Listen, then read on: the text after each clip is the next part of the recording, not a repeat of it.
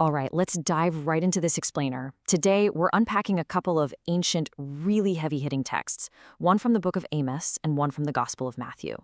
And we're doing this to reveal a shared, highly provocative theme about human nature. We usually think of concepts like justice and deliverance as purely positive, peaceful things. We imagine problems being solved, order being restored, and everybody basically living happily ever after. But the source material we're looking at today, it completely upends that assumption. It presents us with this fascinating dynamic where rescue and righteousness are actually terrifyingly destructive to the way things are. We are going to explore what happens when deliverance doesn't look like a gentle helping hand, but instead acts like a violent, totally uncontrollable force. Section 1. The Paradox of Deliverance. Let's look at a real mystery in Matthew. So we're starting with a psychological mystery that pretty much challenges everything we assume about healing. Imagine this. You've got a town living in absolute constant fear. Then, suddenly, they witness two incredibly dangerous savage individuals being completely cured. The threat is just gone. But instead of throwing a massive parade, their exact reaction to the miracle worker was to beg him to leave their district. No dinner invitation, just an immediate, panicked eviction notice. So, you gotta ask yourself, why reject a miracle? Seriously, why on earth would a whole community actively push away the exact person who just brought profound deliverance to their town? What's the human psychology at play here? To answer this, we can't just look at the event in a vacuum. We have to understand the deeper foundational philosophy of what justice and healing actually meant in the ancient mindset these texts were written in. That brings us to Section 2, Amos. Justice like water. Defining true justice. This text from Amos is basically our decoder ring for the mystery. Look at how Amos explicitly contrasts human preference with divine demand. We humans love our comfortable, predictable religious rituals, right? Polite feasts, solemnities, nice songs. They keep the status quo humming along. But the text reveals that the divine absolutely despises these things. Instead, what's actually demanded is active, lived goodness. Seek good and not evil. Let justice prevail at the gate. True righteousness isn't a polite ceremony. It is an active reorganization of society. And that brings us to this brilliant quote. Let justice surge like water. This perfectly illustrates the core philosophy we need to grasp here. The text does not view justice as a peaceful resolution. It doesn't say let justice sit there like a calm puddle or fall like a gentle mist. It says surge like water. It is an overwhelming, incredibly powerful force that fundamentally disrupts the landscape. When water surges, it washes away absolutely everything that isn't bolted down. It destroys the old to make way for the new.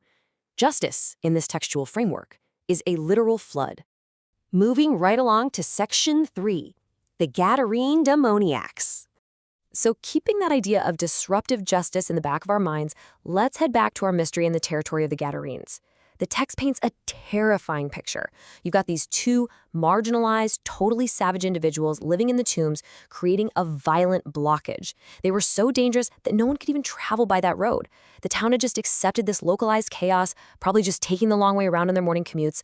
But notice the cry of the demons when they see the miracle worker. Have you come here to torment us before the appointed time? Even the chaos recognizes that an opposing, surging force has just arrived on the scene. Section 4, a disruptive rescue. Let's look at the actual mechanics of this rescue. Now, what happens next is definitely not some quiet, sanitized healing. It's a highly destructive event that perfectly mirrors those surging waters from Amos. First, the savage men emerge. The demons, totally sensing their eviction, plead to be sent into a nearby herd of swine. And the miracle worker simply says, "Go then." The climax? The entire herd rushes down a steep bank and drowns in the sea. Just imagine the sheer visual and auditory chaos of this. And frankly, the massive financial loss. The surging water of justice is literalized right here, casting the chaos straight into the sea. Talk about immediate economic shockwaves. The swine herds, witnessing this absolute catastrophe to their livelihood, literally run away to the town. And note what the text says here. They reported everything. They didn't just report the loss of the pigs, they reported what happened to the demoniacs. So the town is receiving two pieces of information at the exact same time.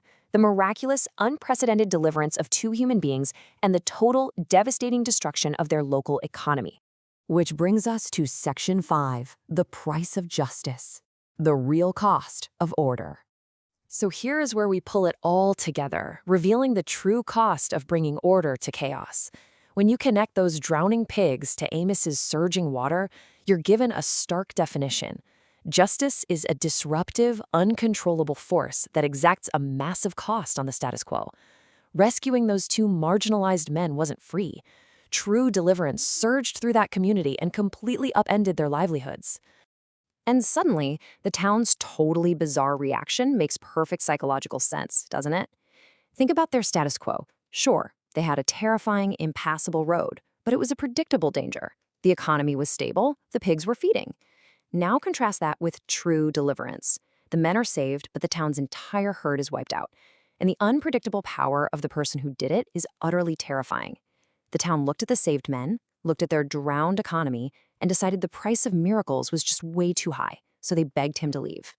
This leaves us staring at a pretty profound question about human nature, a question these texts are absolutely forcing us to confront. If justice literally means losing our livelihood, do we still want it? It is super easy to say we want good to prevail over evil, like Amos demands, or that we want the marginalized to be rescued, like the guys in the tombs. But what if the process of that rescue demands the sacrifice of our own stability? The people of the Gadarenes actively chose their predictable comfort over the disruptive reality of a miracle. I'm going to leave you with this final thought to really ponder about the disruptive nature of change. We all claim to want justice, right? We all claim to want deliverance for our societies. But if true justice actually surged like water, just like the prophet Amos described, could our comfort, our economies, and our nice, predictable lives actually survive the flood? Or would we, too, upon seeing the sheer cost of deliverance, walk out to meet the one who brought it and beg them to leave our district? Thanks so much for joining me on this explainer. I really hope this reframes how you look at the real cost of justice.